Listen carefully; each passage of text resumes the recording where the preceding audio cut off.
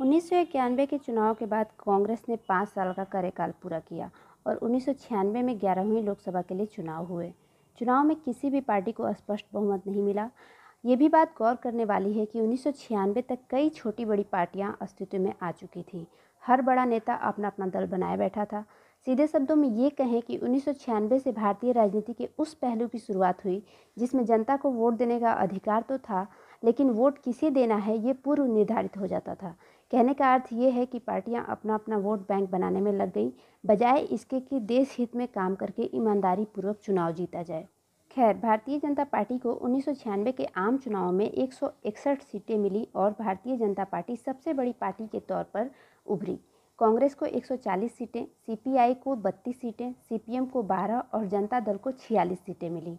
पहली बार 10,635 निर्दलीय उम्मीदवारों ने चुनाव लड़ा, जिसमें से 9 उम्मीदवार विजयी रहे। आपको जानकर हैरानी होगी कि 1996 के आम चुनाव में देश भर में 13,952 प्रत्याशी मैदान में उतरे थे।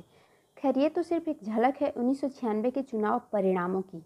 इसके आगे भारतीय राजनीति में जो कुछ घटित हुआ उसकी कल्पना भारतीय स्वतंत्रता सेनानियों ने कभी नहीं की होगी।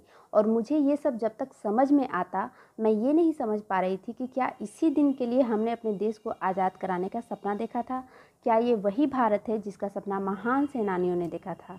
या फिर ये वही भारतीय राजनीति है जिसने डॉक्टर राजेंद्र प्रसाद, सरदार वल्लभ भाई पटेल, लाल बहादुर शास्त्री और भी न जाने कितने ईमानदार और कर्मठ राजनीतिज्ञ दिए? कमेंट बॉक्स में ज़रूर कमेंट करें। आगे बढ़ते हैं। सबसे बड़ी पार्टी होने की वजह से 15 मई 1996 को राष्ट्रपति शंकर दयाल शर्मा ने बीजेपी को सरकार बनाने का न्योता दिया और अटल बिहारी वाजपेयी कुछ क्षेत्रीय और मुस्लिम पार्टियों के सपोर्ट से प्रधानमंत्री तो बन गए, लेकिन लोकसभा में 200 सदस्यों का समर्थन हासिल करने में विफल रहे। बहुमत साबित ना कर पाने की स्थिति में उन्हें 13वें दिन ही प्रधानमंत्री पद छोड़ना पड़ा। 31 मई 1996 को अटल जी ने प्रधानमंत्री पद से इस्तीफा दे दिया।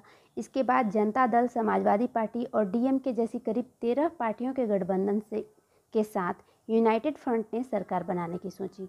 हालांकि 141 सीटों के साथ कांग्रेस 1996 के चुनाव में दूसरी सबसे बड़ी पार्टी थी, लेकिन कांग्रेस ने सरकार बनाने का दावा पेश नहीं किया। खैर, प्रधानमंत्री पद के लिए दावेदार तो बहुत थे, लेकिन आखिरी मुहर लगी कर्नाटक के तत्कालीन मुख्यमंत्री एचडी देवेगौड़ा के नाम पर। इसके बाद कांग्रेस ने भी इनका समर्थन किया और कांग्रेस और राष्ट्रीय मोर्चा के समर्थन से देवेगौड़ा ने प्रधानमंत्री पद की शपथ ली। लेकिन ये गठबंधन भी ज़्यादा दिनों तक नहीं टिक सका और मात्र 11 महीने के बाद कांग्रेस ने अपना समर्थन वापस ले लिया और देवेगौड़ा की सरकार गिर गई। देवेगौड़ा को भी प्रधानमंत्री पद से इस्तीफा देना पड़ा। खैर, इसके बाद फिर एक और प्रधानमंत्री पद के उम्मीदवार की खोज शुरू हुई और बहुत सारे राजनीतिक समीकरणों के बाद इंद्र कुमार गुजराल का नाम सामने आया और उनके नाम पर मुहर भी लगी।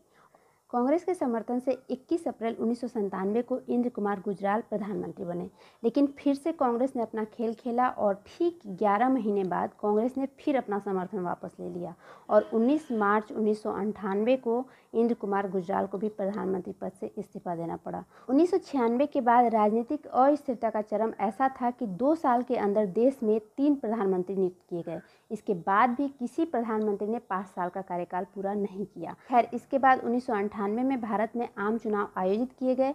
इस बार भी किसी दल को स्पष्ट बहुमत नहीं मिला, लेकिन भारतीय जनता पार्टी ने तेलुगु देशम पार्टी के समर्थन से राष्ट्रीय जनतांत्रिक गठबंधन के नेतृत्व में सरकार बनाई और अटल बिहारी वाजपेयी फिर से प्रधानमंत्री बने।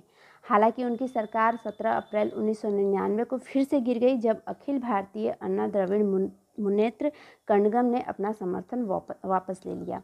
इसके बाद फिर 1999 में नए चुनाव हुए। देश में 5 सितंबर और 3 अक्टूबर 1999 के बीच फिर चुनाव हुए और इस बार भाजपा के नेतृत्व में राष्ट्रीय जनतांत्रिक गठबंधन ने लोकसभा में बहुमत हासिल किया।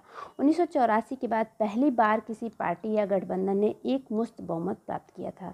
इस बार अटल बिहारी वाजपेयी ने फिर से प्रधानमंत्री पद की शपथ ली और पूरे 5 साल का कार्यकाल पूरा किया और ऐसा करने वाले वे पहले गैर कांग्रेसी प्रधानमंत्री बने। की बात ये रही कि 1996 के चुनावों के बाद से चली आ रही राजनीतिक अस्थिरता भी समाप्त हो गई। ये थी कहानी 1996 में हुए चुनाव और उसके बाद देश में व्याप्त राजनीतिक अस्थिरता के बारे में। देश को 10वें प्रधानमंत्री के रूप में अटल बिहारी वाजपेयी तो मिले, लेकिन इनका सही मायनों में कार्यकाल 1999 के चुनाव के बाद शुरू हुआ। इसलिए भारत के प्रधानमंत्री सीरीज में हम पहले भारत के 11वें प्रधानमंत्री HD देवेगौड़ा और 12वें प्रधानमंत्री इंद्र कुमार गुजराल के बारे में जानेंगे और अटल बिहारी वाजपेयी के बारे में इसके आगे के वीडियो में कवर करेंगे। आशा है वीडियो अच्छा लगा हो। अगले वीडियो में हम जानेंगे भारत के 11वें प्रधानमंत्री देवेगौड़ा के बारे में। वीडियो अच्छा लगा हो तो लाइक कर दे, शेयर कर दे। चैनल पर नए हैं तो चैनल को सब्सक्राइब कर दे, बेल आइकन को जरूर प्रेस कर दे, जिससे मेरे आने वाले नए वीडियोज़ की नोटिफिकेशन मिलते रहें। मिलते हैं नेक्स्ट वीडियो में, तब तक के लिए नमस्कार।